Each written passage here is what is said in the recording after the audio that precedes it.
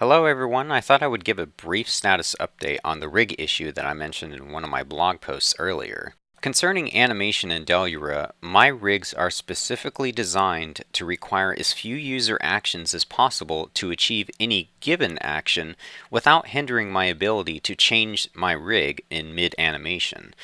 In normal rigs across most 3D programs, including Lightwave, you have to select something before you can manipulate it, but I find this extremely annoying. If I want to move something, I want it to move as soon as I hit that mouse button, so that's why I insist on this kind of setup.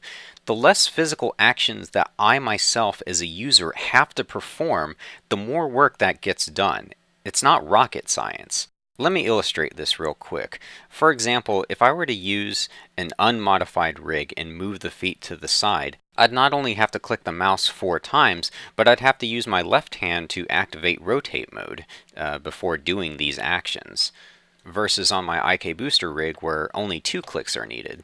This may seem like fretting over little things, but remember that when you're doing animation, you're doing stuff like this thousands of times, so over time it makes a huge difference into how much that can get done. The issue I ran into with my rigs consisted of 2 things that I had to fix. One, because I used follower and relativity to drive my character's upper body controls, I didn't realize that it essentially broke Lightwave's IK. In other words, if I wanted to stick a character's hand in place, I was out of luck, so this had to be fixed. These controllers use IK Booster's booster link now, so they work as I expect them to.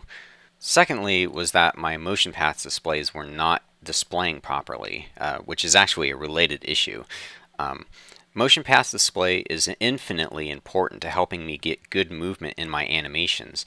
Sometimes optical illusions of perspective can play tricks on your eyes. This is especially true for 3D programs. So the animation might look okay from the angle you're working from, but the motion path will help bring out imperfections so that they can be fixed as you work on it instead of discovering after the fact. Also, given the fact that nearly all character animation consists of arcs, well, you can use the motion path display to help ensure that you get good arcs in your animation. Basically, with the motion path, it's easier to see motion in a visual context than it is actually looking at the character, if that makes any sense. Anyways, that's it for now. My rig is operational and set up the way I like it, so I'm looking forward to a productive animation weekend.